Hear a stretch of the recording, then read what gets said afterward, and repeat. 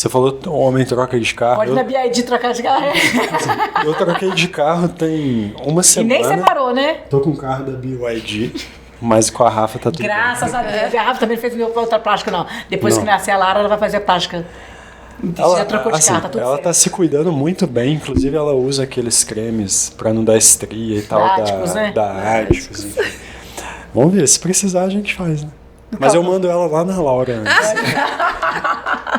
Ou avaliar se precisa mesmo, né? Porque o santo de casa não faz milagre lá, olha. Fica Não, se humilhando pra poder fazer uma cirurgia. Gente, você acredita? Tadinho, o Augusto ela já pediu o Augusto pra operar ela também. Ela tá com a orelha rasgada de usar brinco. Ah, meu Deus. Mas só assim, uns 2 anos. E aí... Lamentável, né, gente? É, lamentável. Vou dar uma indicação de cirurgiões. Eu já até levei o kit pra fazer isso em casa. Nem sei se eu podia falar isso aqui. Mas aí um dia alguém lá no condomínio acidentou, eu usei o kit da Rafa em outra pessoa e acabou o kit. Enfim, Não, pois é isso que é interessante, também tem isso, né? As coisas não podem ser muito fáceis, senão, não, peraí, vamos pensar, né? Não tem que ter tanta oferta, né? Você fala isso tudo porque você não é casado com um cirurgião plástico, então você ia falar outra coisa. Então é isso que a gente está falando, né? De ser algo de fato que é importante, que é necessário, que não é banal, que não é simples, porque não é. A sua fala nisso me chamou a atenção que eu brinco que se eu fosse a Anitta, né? Porque, né? Eu ia ter toda rebocada, sabe? Então, no início você falou assim, não é só o teu recurso financeiro que eu posso fazer, eu tenho que realmente avaliar se eu preciso fazer isso, né? Sim. É o que você falou, não é porque a Rafa é casada com o Thiago e a Paty tem o pai, marido, irmão, todo mundo que vai fazer um monte de coisa, né? Sim. Lamentável, né? Se eu fosse a Anitta ou a Rafa ou a Paty, eu ia te dizer como é que seria. Você ia ter feito lipo aonde? Eu no braço, já tô esperando já, né, gente? A papada, tô esperando Sculptra, foi tudo. Aí depois ia ser o quê? Que se você fizesse isso tudo, depois vinha mais o quê? Porque sempre tem, pode né? encher um pouco mais da bunda. Coisa pra poder fazer tem sempre. Sempre. E você contou no início do nosso papo aqui sobre o seu nariz. Isso. Eu quero que você conte, que depois eu vou contar sobre o meu. Tá bem, Então pode bem. falar só a vez do seu nariz. Vai. Não, então, eu sou descendente libanesa. E a questão do nariz é bem marcante ali, né, para os libaneses. Então, somos 3 filhas, eu sou a filha mais velha, eu sempre fui a cara do meu pai. E as pessoas falavam, nossa, mas é igual seu pai de peruca. E eu achava aquilo o máximo, que eu sou agarradíssima com ele, assim, uma coisa afetiva, bem edipiana, para falar uma linguagem aí mais psicológica. E aí, a vida toda eu sustentei que eu amava meu nariz, porque eu era a única que tinha o privilégio de parecer com meu pai, mas é de fato um nariz muito marcante. E então fui sustentando isso a vida toda. Em 2020, com a pandemia, eu sou psicóloga, também sou docente. A gente começou a dar aula online, né, ensino remoto emergencial, e eu comecei a ver muito meu rosto ali no vídeo. Falei, gente, nossa, acho que alguma coisa tá mudando, acho que o nariz continua crescendo, porque dizem isso, que o nariz e a orelha nunca param de crescer. É verdade? Dizem isso. E aí me explicaram que não é isso, é porque o nosso corpo, o nosso rosto vai envelhecendo, vai perdendo colágeno, e aí vai aparecendo mais a protuberância, né? Entendi. E aí eu falei, bom, eu vou então procurar saber sobre isso. Eu comecei também com a pandemia, eu comecei a olhar mais as redes sociais e começaram umas postagens que eu falava, gente, olha que interessante, nossa, parece que isso é pra mim. E aí começou a chamar muita atenção e começou a ter E a internet tem isso, né? Você começa a olhar uma coisa, uma puxa a outra, começa a aparecer tudo pra você. Apareceu na lista pra você tempo daí em diante. Esse algoritmo é bom, né? Muito Nossa! E aí eu fui, né, fiz uma consulta só de curiosa e de repente eu vi a possibilidade de fazer.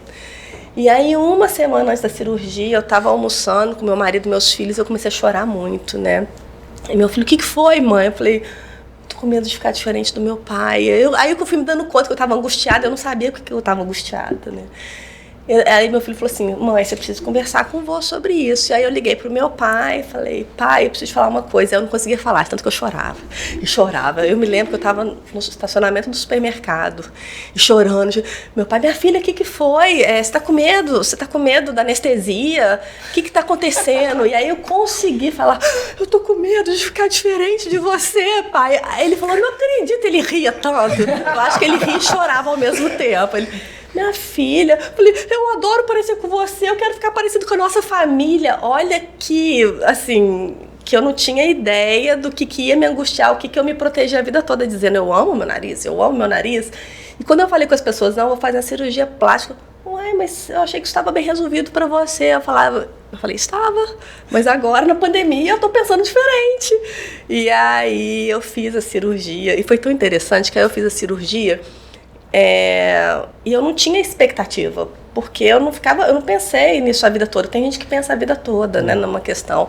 Eu não. E aí uma pessoa fez assim pra mim, Laura, e aí, você tá se sentindo assim mais bonita? Mas eu sempre me senti linda, autoestima, coitada de mim, né? Coitada de mim. Mas você tá mais feliz? Eu não, eu sou o max da felicidade desde sempre. E eu falei isso. E aí, mas assim, hoje, tem 3 anos que eu fiz. Quando eu olho no espelho, eu falo, gente, olha que bacana, eu podia ter feito antes, né? Ficou leve, né? Mas, né, eu conversei bastante, né, com a profissional e falei, olha, tem que ser sutil. Não, você não quer um narizinho assim, não? Eu falei, não, pelo amor de Deus, eu preciso permanecer com a minha identidade, eu não quero uma mudança radical, porque eu gosto da minha imagem, é importante para mim, a minha vida afetiva. Só que é uma paciente analisada, é diferente, né, gente? Assim. E aí... Procurou algum apoio psicológico? Foi pros livros? Por 15 anos, assim, eu tenho. Então, assim, tem bastante clareza disso e... Enfim, eu achei que foi uma experiência bem clareza e ainda assim ela se sentiu mal porque não apareceu com eu acho que nem você tinha consciência do impacto que isso poderia gerar, né? Eu acho que eu tinha, por isso que eu deixei os 45 do primeiro tempo, né? Assim, chegando pra fazer. Tem gente que faz cirurgia muito cedo, né? Eu operei uma paciente, nem sei se chegaram a contatar você, ela queria fazer rinoplastia. E aí, um pouco antes de operar, momentos antes de entrar na sala de cirurgia, ela tinha uns 30 e poucos anos, ela me chamou para conversar junto com o pai dela. Então, tinha uma história parecida de apego ao pai. Sim. E ela muito insegura, eu propus de não fazer o procedimento naquele momento. E isso ia acontecer ali, 5 minutos depois. E eu senti que ela estava um pouco... angustiada, não estava 100%. Mas ela me convenceu que estava tudo bem e a gente fez o procedimento. À noite, no final do dia, eu passei para vê-la para dar alta. E aí ela não estava bem. Ela falou, Thiago, não, eu quero ficar no hospital. Tava assim, ofegante, um pouco de falta de ar e tal. Eu falei, não, você não está bem, fica aí no hospital. No outro dia eu voltei. E aí ela já estava assim... transtornada, ela não se reconhecia, pedindo para voltar a ser como era antes. Foi rinoplastia. Sim. Querendo, Thiago, eu não quero mais, desfaz a cirurgia. Mas assim, estava claro que eu não estava conversando com aquela pessoa, eu estava conversando com alguém que não sabia o que estava falando e tal. Foi uma novidade para mim, eu nunca tinha passado por isso, nem nunca passei, foi a primeira e única vez. E aí naquela hora eu saí da sala, a enfermeira do setor estava ali, eu falei, não sei se tem psicólogo ou psiquiatra aqui no hospital, mas eu preciso de ajuda. E aí chamei o familiar dela que estava na sala, não era o pai. E ele falou, olha, ela tem uma psicóloga, faz acompanhamento, a gente já ligou para ela e ela tem uma consulta para daqui tanto tempo. Então assim, isso aí me assustou tanto, eu estava começando, então eu não tinha tanta experiência. E aí, como que é isso? Como que é a pessoa não se reconhecer? Você viveu esse medo antes da cirurgia, mas isso caiu para ela depois disso, e aí já era. Né? E olha que interessante, você falou que ela já tinha psicólogo, então eu penso que seja interessante, às vezes ali na anamnese, perguntar, já fez algum tratamento psicológico, psiquiátrico, né? É porque às vezes é uma pessoa que nunca teve nada e de repente, mas raramente isso acontece. Em geral, a pessoa... ela traz a história dela. Então, ela já tem, às vezes, um quadro de ansiedade, embora hoje a ansiedade seja algo muito presente na vida de todo mundo, né? Mas faz um acompanhamento mais de perto, toma alguma medicação, tem algum histórico, né, de acompanhamento, porque isso chama atenção, né? Aí você vai entender o contexto. Pode dizer igual eu, não, eu faço análise a vida toda, mas o meu faço mesmo. E tem a questão da profissão, e isso me prepara, né, para a vida. Mas tem pessoas que fazem por uma questão psicopatológica. Sim. E aí é complicado. O que eu ia falar do meu nariz é justamente isso, porque desde pequena meu pai tem um nariz enorme. As pessoas sempre falam que eu tenho nariz igual do meu pai e tudo mais. Então eu cresci, as minhas primas falavam, nariz, dorme com o pregador aqui, lá, pro seu nariz afinar e tal.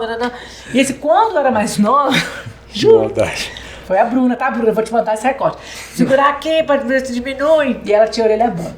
E aí, quando eu era mais nova, eu falava que queria fazer. Hoje, você fala comigo assim, eu vou te operar o nariz. Eu não tenho coragem. Eu morro de medo de olhar pro espelho depois não me reconhecer.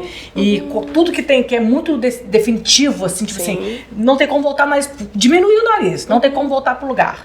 Me dá calafrio, sabe? Tipo assim, vou fazer uma tatuagem, não tem como depois tirar pra me dar calafrio. Então, assim, hoje, eu acho que eu poderia ser essa paciente, eu poderia te dar super trabalho. É engraçado que... Tem simulador de nariz, não tem? Tem. No dia seguinte, essa paciente já estava mais tranquila. Sim. Ainda não era a pessoa que eu tinha conhecido antes de operar. Mas hoje é uma das pessoas que me mandam mais pacientes. E tá super feliz. Então foi um momento da transição de não se identifica, não é? Foi o ápice ali. E o pós-operatório imediato, ele é denso, ali uma semana ali que você fica e fala, gente, eu não tinha ideia. E eu sou uma pessoa super esclarecida e eu não tinha ideia. Como estava com aula remota, eu falei, não, eu vou ter condições de dar aula. Sem condições, é uma semana puxada.